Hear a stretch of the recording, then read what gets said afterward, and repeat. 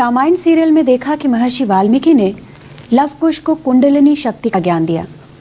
कृपया आप हमें इस घटना तथा कुंडलिनी शक्ति के बारे में विस्तार से बताइए। कुंडलिनी शक्ति हमारे अंदर है और उसके बारे में अगर वाल्मीकि ने बताया होगा तो वो बात बिल्कुल सही है, क्योंकि वो बहुत पहुँचे हुए पुरुष थे और वो जानते थे कि कितना भी आपको विद्या का लाभ हुआ हो, जब तक आप आत्म साक्षात्कार को प्राप्त नहीं होते हैं आप में पूर्णता नहीं आती। अब ये जो शक्ति है इसके बारे में हमारे देश में अनादिकाल से बहुत से लोग जानते थे और उनको गुरु कहा जाता था, सदगुरु कहा जाता था और इन लोगों ने इसके बारे में बहुत गहन तपस्या के द्वारा इसका ज्ञान जाना था। कुंडलिनी नाम की शक्ति हमारे त्रिकोणाकार अस्थि में रहती है और उसको कुंडलिनी इसलिए कहते कि 3.5 कुंडलों में वो बैठी हुई। ये शक्ति के बारे में आश्चर्य की बात है कि ग्रीस में भी लोग जानते थे, क्योंकि जिस हड्डी में त्रिकोणाकार अस्थि में ये बैठी हुई है उसको ये लोग सेक्रम बोन कहते हैं, माने सेक्रेट बोन, माने ये कोई तो भी परम पवित्र ऐसी हड्डी हमारे अंदर है।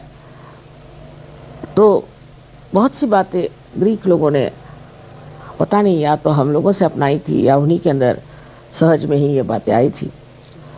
हमारे देश में ये आत्म साक्षात्कार करने का प्रयोग अनेक वर्षों से होता रहा।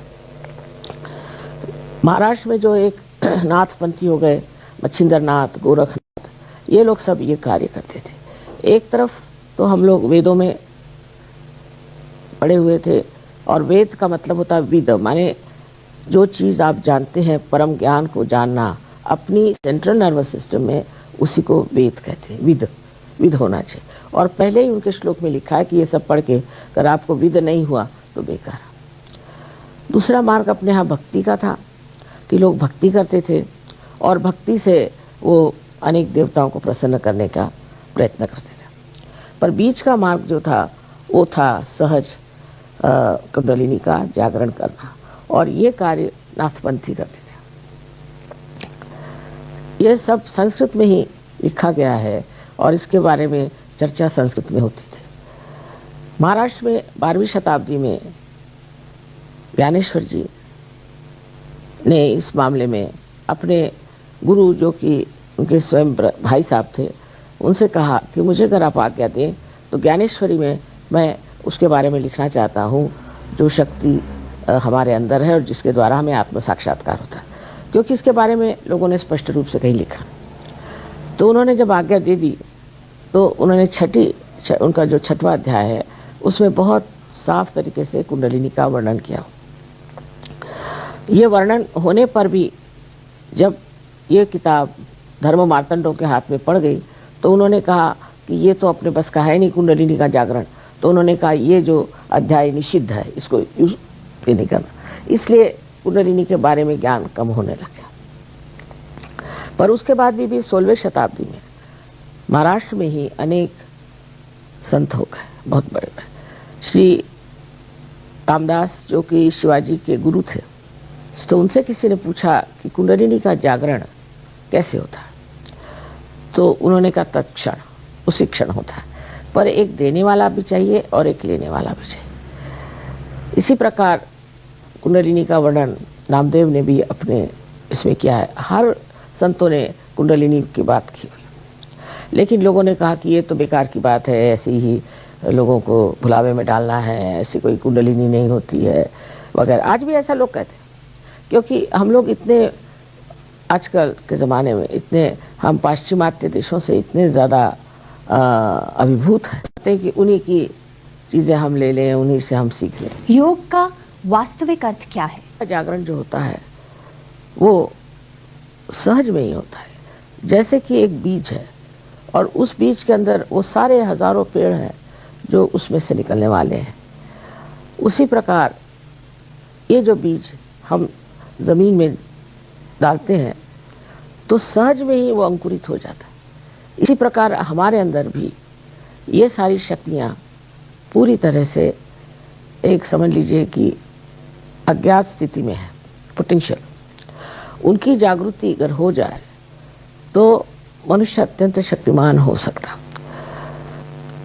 जब इस कुंडलिनी का जागरण होता है तो ये 7 चक्रों में से नहीं गुजरती, 6 चक्रों में से गुजरती। 7वां चक्र जो है कुंडलिनी के नीचे में है और वो इसकी रक्षा करता है और इसकी पवित्रता को बांधता है।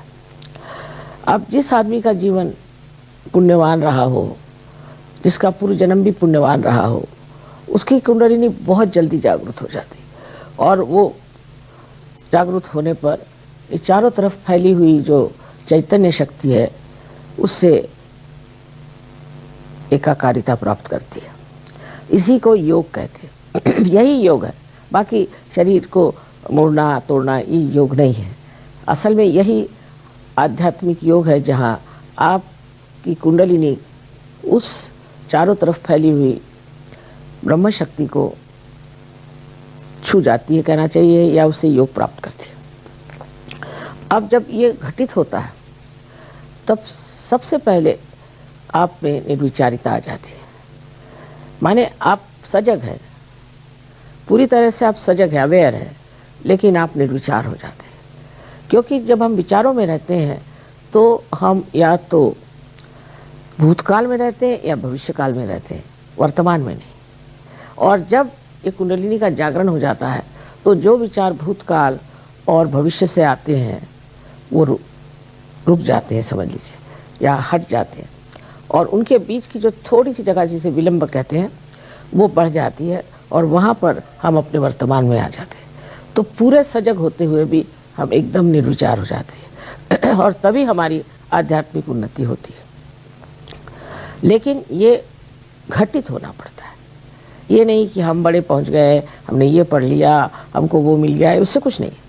ये एक घटना है कि कुंडलिनी आपके त्रिकोणाकार अस्थि से उठ करके और 6 चक्रों को छेदती हुई अंत में यहाँ से छेद जाती है ब्रह्मरंध्र से। ये जब तक घटित नहीं होता है तब तक कोई भी बात धर्म के बारे में कहना जो है वो कभी कभी निष्फल हो जाती है। क्योंकि आप धर्म की बात करें, उससे हो सकता है कि इंसान बहुत अच्छा इंसान हो जाए, सब कुछ हो जाए, पर उसे आत्म साक्षात्कार प्राप्त नहीं हो सकता। और जब तक आत्म साक्षात्कार प्राप्त नहीं होता है तब तक जो हमारे अंदर छिपी हुई जो हमारी शक्तियां हैं उसका उद्बोधन नहीं हो सकता, उसको हम एक्सप्रेस नहीं कर सकते। इसलिए हमें अब ये हमारे उत्क्रांति का आखिरी चरम समझ लीजिए एक लक्ष्य है। जैसे कुंडलिनी का जागरण हो जाता है तो वो तो किसी तरह से ब्रह्मरंध्र को छेद देती है, लेकिन उसके बाद वो कनेक्शन जो है, वो योग जो है, उसको जमाना पड़ता है। बहुत देर नहीं, थोड़ी देर की ध्यान धारणा करो। अब पुराने ज़माने में एक गुरु परंपरा ही थी, एक गुरु का एक ही शिष्य होता था और दूसरा शिष्य नहीं, जिसको वो जागृति नहीं देते थे। करते करते बहुत कम लोगों के पास जागृति ही थी, और वो अगर कुछ कुंडलिनी की बात करें तो लोग उनको बिल्कुल पागल समझते। जैसे कबीर ने कहा है, कैसे समझाऊं सब जगह अंधा। तो वह अन्य योग विधाओं में क्या वर्तमान में जो सहयोग है, मॉडर्न सहयोग कहिए इसे, इसकी विशेषता यह है कि सामूहिक तरीके से आप जागृति दे सकते हैं, हजारों को आप जागृति दे सकते हैं। अब रशिया जैसे देश में एक एक जगह, एक एक गांव में 21,000 22,000 सहयोगी हैं। और क्योंकि वो इतने जड़वादी नहीं, मटेरियलिस्टिक नहीं है जैसे हम लोग हैं, और बड़े समझदार लोग हैं, उसके 70% लोग बहुत समझदार है, 30% लोग हम लोगों जैसे छोटी छोटी चीज़ों के पीछे दौड़ना है, ये करना वो करना, पर 70% लोग बहुत समझदार हैं और सूझबूझ गए। और पता नहीं उनको इतनी पहचान है कि वहाँ किसी को उन्होंने नहीं टिकने दिया सिवाय मेरे, बाकी सबको भगा दिया। क्योंकि पता नहीं कैसे वो समझते हैं कि मैं एक कोई सच्चे तरीके से काम कर रही हूँ। अब इधर भी महाराष्ट्र में बहुत कुछ हुआ, इतने गुरु आए, इतना सिखाया, पर महाराष्ट्र का हाल पता नहीं क्यों एकदम खराब हो गया। वहाँ पर लोगों में वो खोज कम हो गई और मॉडर्निज्म की तरफ बहुत जा रहा है। पर मुझे हैरानी ये हो कि मैंने नहीं सोचा था कि उत्तर हिंदुस्तान में लोग इतने इससे सहयोग को पकड़ेंगे, पर जैसे कि कुछ आग लग गई हो इस तरह से लोग पकड़ रहे हैं और उसमें स्थित हो रहे हैं। तो ये चीज़ ऐसी है कि उसके लिए कुछ कहना नहीं पड़ता, वो एक घटना जैसे समझ लीजिए कि आपने बीज है वो ज़मीन में बो दिया, उसको बस अंकुरित होना पड़ता है। उसके लिए कोई आप नहीं कुछ कहते कि सर के बल खड़े रहो कि कुछ करो, क्योंकि उसके अंदर ये बंधा है। और पृथ्वी में भी एक बंधन है कि वो दोनों बंधन काम करते हैं और अपने आप घटित हो जाता है। ये जीवंत क्रिया है और उत्क्रांति की जीवन क्रिया आखिरी जो है, इसे हजारों लोग प्राप्त कर सकते हैं। पर ये दिन ऐसे हैं, बाहर के तो दिन आ गए कि बहुत से फूल आए हुए हैं जो फल हो सकते हैं, पर बहुत से ऐसे भी हैं कि जो इसको स्वीकार्य ही नहीं करेंगे, इसको पाने की ही नहीं कोशिश करें, क्योंकि ये जिसको लास्ट जजमेंट कहते हैं वो टाइम आ गया।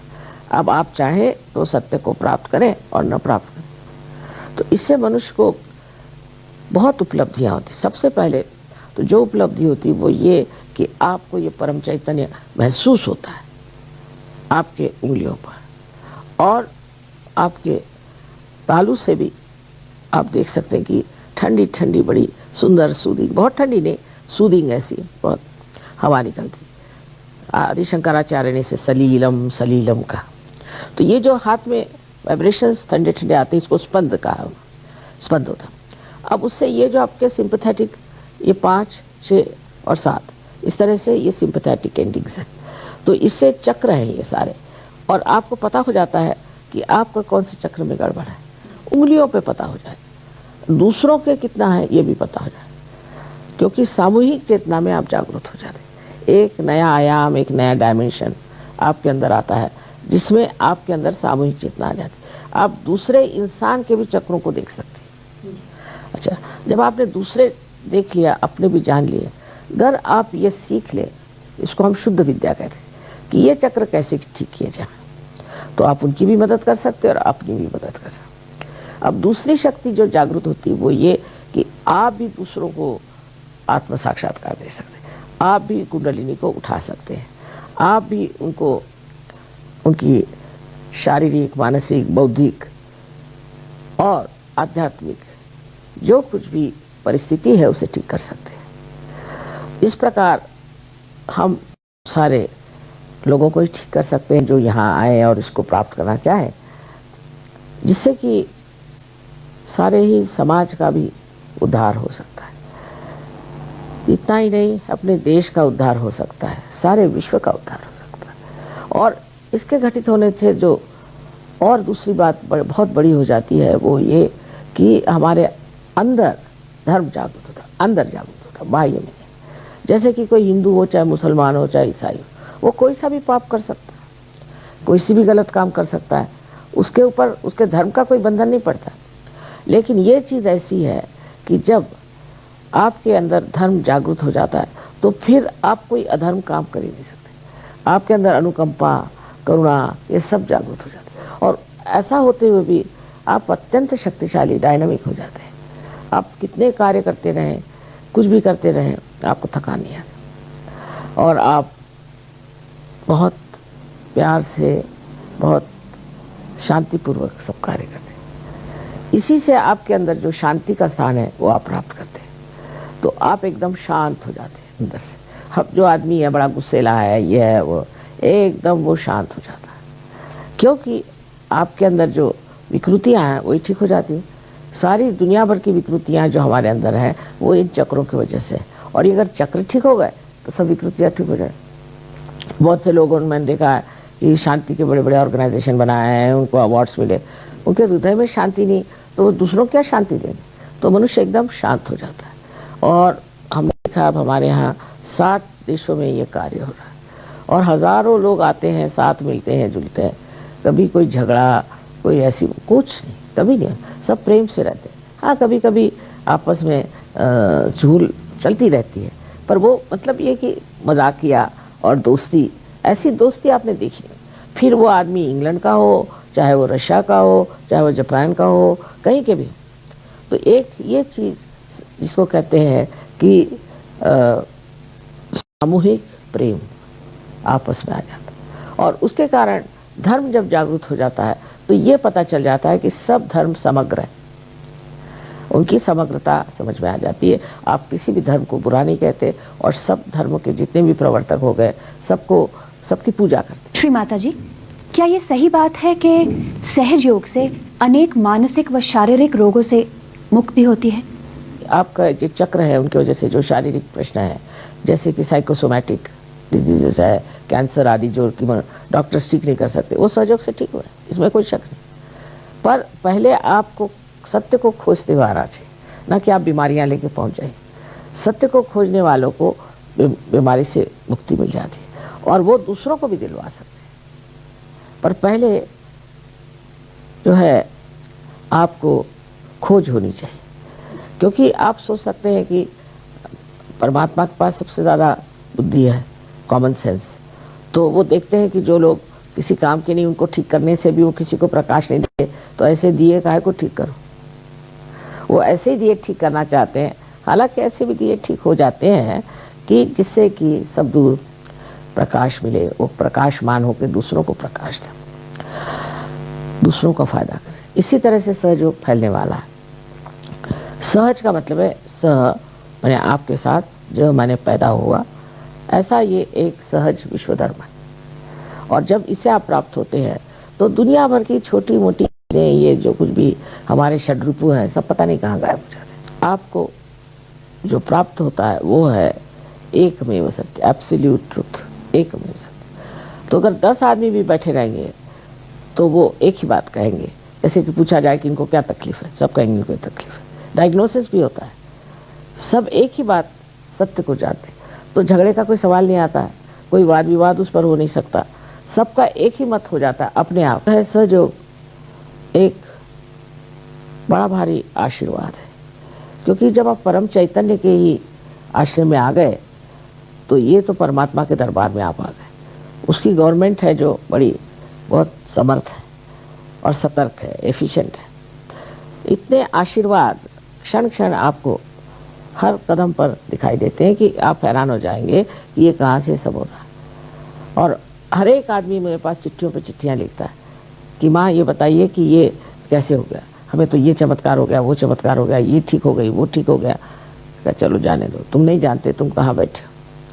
इसी प्रकार एक ये जो इस सतह पे हम रह रहे हैं, ये सब माया और असलियत रियलिटी की जो अपनी छाया है उसमें उतरना चाहिए। जब उसमें उतरे तो लगता ही नहीं कि हम कुछ कर रहे हैं, सब कुछ हो ही रहा है, सामने ही हो रहा है, कुछ करने की जरूरत क्या। और इसके अलावा जो है आपका चित्त जो है एकदम शुद्ध हो जाता है। जैसे हमने देखा कि बहुत से लड़के फॉरेन के खास कर करते थे, पूरी समय आँख घूमती रहती है, कोई औरत दिखी तो कोई चीज़ दिखी तो मतलब तंग आ गया हमसे। मैंने कहा अच्छा ठीक है कोई बात है। जागृति के बाद मैंने कहा तुम ज़मीन की ओर देखो थोड़ी देर। वो ऐसे ही चलते थे, करते करते अब उनकी इतनी शुद्ध हो गई आँख, एकदम निर्मल, तो वो चित्त ही शुद्ध हो जाता है। पर शुद्ध ही नहीं होता है चित्त, ऐसा होता है कि ऐसे इंसान का एक कटाक्ष भी किस पर पड़ जाए तो उस आदमी की भलाई हो जाती। किसी घर में चला जाए तो वहाँ शांति आ जाती, जहाँ खड़ा हो जाए उसके एक नज़र में इतनी शक्ति आ जाती, क्योंकि इतनी शुद्ध शक्ति होती है और बिल्कुल निर्वाज्य प्रेम होता है उसके अंदर। सो ये चित्त जो है ये कार्यान्वित होता है, एक्टिव हो जाता है। जहाँ भी चित्त भेजिए, अब आपको बैठे बैठे सोचना है कि फलाने का क्या हो रहा है, आप वाइब्रेशंस दीजिए, फौरन पता चल जाए। जैसे कि आपका ईथर है, इससे भी एक सटल ईथर है, वो सारा कम्युनिकेट करता है, वो सब पता था।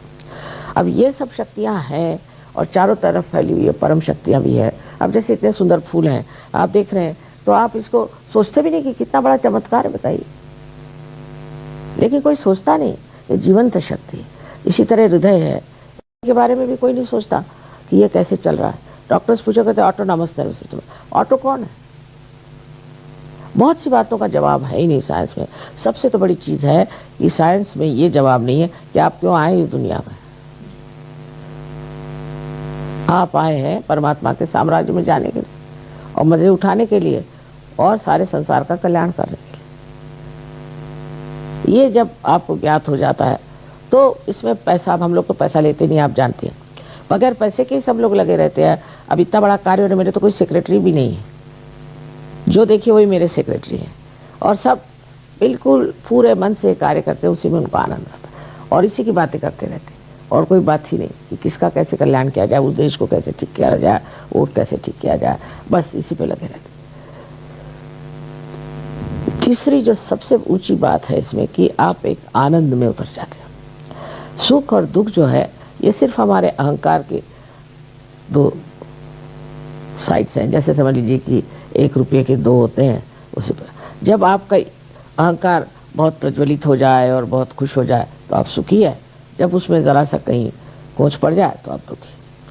पर इसमें आने पर आप आनंद में हो जाते हैं। आनंद में द्वैत नहीं है, अद्वैत है, ड्युअलिटी नहीं। बस आप देखते रहते हैं सब चीज़ को और सब चीज़ का आप आनंद उठाते रहते हैं। मतलब ये कि आप एक साक्षी स्वरूपत्व आप में आ जाता है। हर एक चीज़ एक ड्रामा आप इस तरह से देखते हैं। इसलिए आजकल का जो टेंशन और स्ट्रेस वगैरह के ये तो सब गायब हो जाता है। मैं तो सबसे मजाक में कहती हूँ कि यहाँ देखो अब छेद हो गया है तो सब चीज़ें निकल जाएंगी तुम्हारे। लेकिन समझने की बात यह है कि ये सब हमारे अंदर है, ये समा है, इस वक्त होने वाला है, आपको इसके लिए पैसे नहीं देने हैं, पर तो भी लोग सब चोर चकोर इस तरह के गुरुओं के पास घूमते। तो अब क्या किया जाए? उनकी बुद्धि को कोई बदल तो नहीं सकता। सो इस वक्त ये सोचना चाहिए कि हमें पाना क्या है, हमें अपनी पूर्णता पानी, और उसके लिए कुछ आपको करना नहीं है, कुछ देना नहीं, थोड़ा समय देना पड़ता है, बहुत थोड़ा सा। लेकिन जब इसमें आप उतर आते हैं तो ये तो ज्ञान का सागर है, प्रेम का सागर, करुणा का सागर, और सबसे बढ़ के तो एक क्षमा का सागर। पहले कोई भी आपने गलती करी हो, कुछ भी हो, सब भूल जाना पड़ता है सर, जो बिल्कुल गिल्टी नहीं फील करने का बस, और आप सबको क्षमा कर दीजिए, काम खत्म।